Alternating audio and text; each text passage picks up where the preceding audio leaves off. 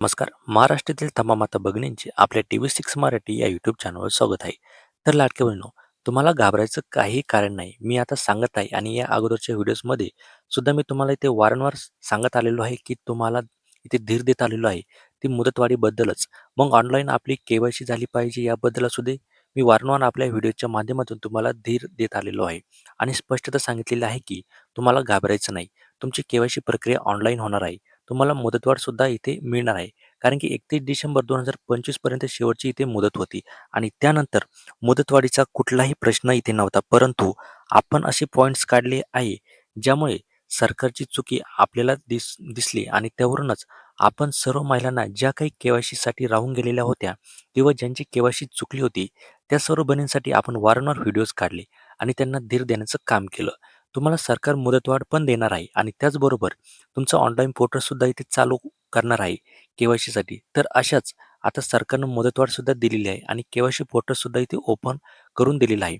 परंतु आता यामध्ये एक गोष्ट मात्र त्यांनी आणखीन एक चूक केलेली आहे, चुकीची केलेली आहे. ज्यामध्ये त्यांनी फक्त आणि फक्त ज्या महिलांची के-वाय-सी चुकलेली होती 31 डिसेंबर 2025 पर्यंत ज्या महिलांची के-वाय-सी चुकलेली होती, त्याच महिलांना आता हे नवीन ऑप्शन ऑनलाईन आलेलं आहे. त्यांच्या मोबाईलवरून त्यांना के-वाय-सी करता येणार आहे. परंतु कुणाला? ज्या महिलांची के-वाय-सी चुकलेली होती, ज्यांनी ऑप्शन निवडताना, पर्याय निवडताना चुका केल्या होत्या, त्या किंवा मग आणखीन काही त्यामध्ये त्यांनी त्रुटी ठेवल्या होत्या. तर अशा प्रकारे ज्या महिलांची के-वाय-सी चुकलेली होती, त्या महिलांना सध्या के-वाय-सीचा ऑप्शन आलेला आहे. मग आता बाकी उरलेल्या ज्या राहिलेल्या महिला त्या घाबरत आहे. कारण की वारंवार मला खूप सारे मेसेज येत आहे, "सर आमची के-वाय-सी झालीच नाही आणि आता आम्हाला आमची के-वाय-सी कशी होणार? कधी होणार? आमचे पैसे थांबणार आहेत का? आम्हाला हप्ते मिळणार नाही का? की आमचं नावच आता यामध्ये कट होणार आहे?" कारण की के-वाय-सी प्रक्रिया फक्त ज्यांची चुकलेली आहे त्यांची सुरू झालेली आहे. आम्ही के-वाय-सी करायला जातो तर आम्हाला एरर दाखवत आहे. मग या एररमध्ये काय लिहून आलेलं आहे हे तुम्ही बघितलं आहे का? तो मेसेज आहे तो एकदा तुम्ही पुन्हा वाचून बघा. बघा अशा प्रकारचा मेसेज येत आहे. हा क्रमांक आधार कार्ड के-वाय-सीच्या दुरुस्ती यादीत नाही आहे. आता बघा हा जो मेसेज येत आहे, हा त्यांना येत आहे ज्यांची के-वाय-सी पूर्ण झालेली आहे. अगोदरच ज्यांची के-वाय-सी 2025लाच 31 डिसेंबर 2025च्या आधी पूर्ण झालेली होती, त्यांना हे मेसेज येत आहे. हा आधार क्रमांक ही के-वाय-सीच्या यादीच्या दुरुस्तीत नाही किंवा मग तुम्हाला सुद्धा येत असेल. ज्यांची के-वाय-सी झालीच नाही आहे, त्यांना सुद्धा हा मेसेज येत असेल किंवा मग त्यांना ओ-टी-पी जे काही पेड आहे, अशा प्रकारचे मेसेज येत असेल. म्हणजेच की एरर येत असेल. एक प्रकारचं तर त्या सर्व बहिणींना घाबरायचं काही कारण नाही. तुमच्यासाठी एक दुसरा ऑप्शन येणार आहे. कारण बघा 2 गोष्टी आहेत. ज्यांना मेसेज आला आहे, त्यांची एकतर के-वाय-सी झालेली आहे पूर्ण आणि ज्यांची के-वाय-सी केलीच नाही, त्यांना होऊ शकते की जो ओ-टी-पी पेडचा ऑप्शन आहे, तो सुद्धा येऊ शकतो. एरर किंवा मग अशा प्रकारचा सुद्धा त्यांना येऊ शकतो. पण आता के-वाय-सी जर झालीच नसेल, तरीही तुम्हाला घाबरायचं नाही. तर हे ऑप्शन फक्त आणि फक्त त्याच लाडक्या बहिणींसाठी आलेलं आहे, ज्यांची के-वाय-सी चुकलेली होती किंवा पर्याय निवडताना त्यांनी चूक केली होती. मग हे ऑप्शन त्यांच्यासाठी आलं असल्या कारणानं आपल्याला घाबरायचं काहीच गरज नाही. ज्यांची के-वाय-सी झाली नाही सुरुवातीपासूनच 31 डिसेंबर 2025 पासून ज्यांची के-वाय-सी झालीच नाही म्हणजेच त्यांनी चुका केली नाही किंवा मग अर्धवट कामच केले नाही, के-वाय-सी झालीच नाही, तर त्या महिलांना घाबरायचं नाही. कारण की ही जी प्रक्रिया चालू आहे, सध्या ही त्याच महिलांची चालू आहे, ज्यांची ही के-वाय-सी चुकलेली होती. ज्यांनी पर्याय निवडताना चूक केली होती. आदिताई तटकरे यांनी स्पष्ट सांगितलेलं, चुकीचा पर्याय निवडलेल्या सर्व महिलांसाठी हे जे ऑप्शन आहे, हे आम्ही सुरुवात करत आहोत आणि यामध्ये आणखीन आमच्या विचारधीन आहेत, की आणखीन ऑप्शन काढावे लागणार आहे. असं मी तुम्हाला कालच्या व्हिडिओमध्ये सुद्धा इथे सांगितलेलं आहे. शासन निर्णय सुद्धा तुम्हाला इथे दाखवून दिलेला आहे. त्यांच्या विचारधीन ही माहिती आहे. म्हणजेच की सध्या जे काही पोर्टल चालू करण्यात आलेलं आहे, हे फक्त आणि फक्त ज्यांची के-वाय-सी चुकलेली होती.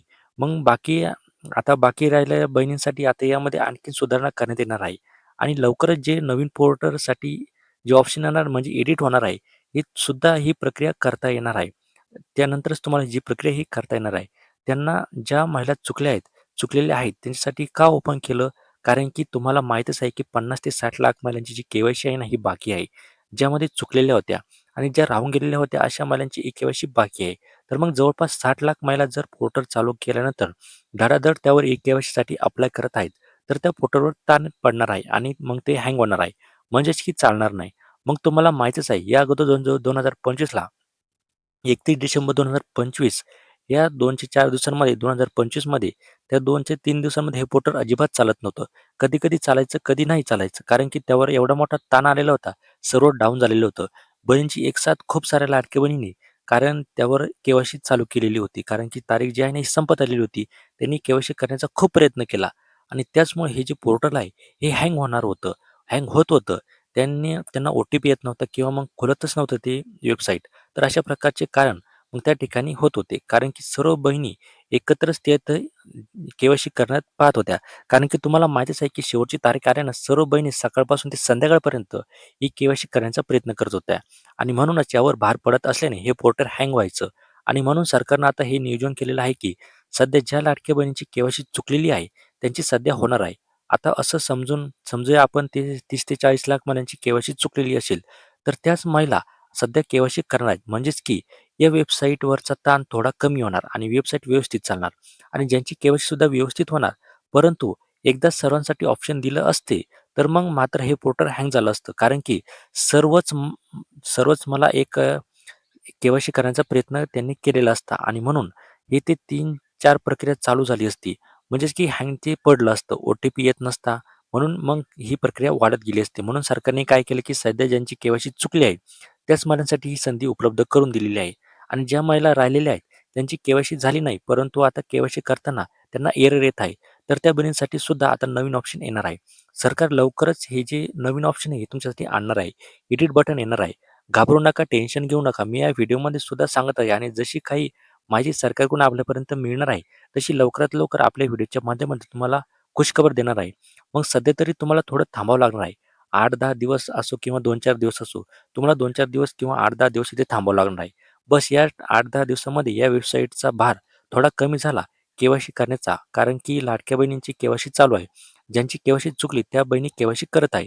तर आता ही जी के-वाय-सी प्रक्रिया संपत आलेली असतानाच म्हणजेच समजा ह्या 8 ते 10 दिवसामध्ये ही प्रक्रिया जास्तीत जास्त बहिणींची के-वाय-सी ती पूर्ण होऊन गेलेली असेल 8 ते 10 दिवसांमध्ये आणि त्यानंतर मग तुम्हाला सुद्धा याचा ऑप्शन एडिट करण्याचा ऑप्शन येणार आहे. घाबरू नका, टेन्शन घेऊ नका कारण की सरकारचं ध्यान आहे. सरकार तुम्हाला वाऱ्यावर इथे सोडणार नाही. या अगोदर सुद्धा मी तुम्हाला सांगितलेलं आहे.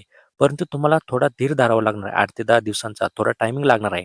तरीही तुम्ही एक काम करू शकता. आपलं जे काही महिला बालविकास कार्यालय आहे, आपल्या तहसीलमध्ये जाऊन तुम्ही जर गावात राहत असाल, तर तुम्ही तहसील कार्यालयामध्ये जाऊन किंवा मग जिल्ह्याच्या ठिकाणी राहत असाल, तर मग जिल्ह्याच्या ठिकाणी महिला व बालविकास विभागाचं जे कार्यालय आहे, ऑफिस आहे, तिथे जाऊन तुम्ही तक्रार करू शकता. ज्यामध्ये अगोदर केली होती त्याचप्रमाणे.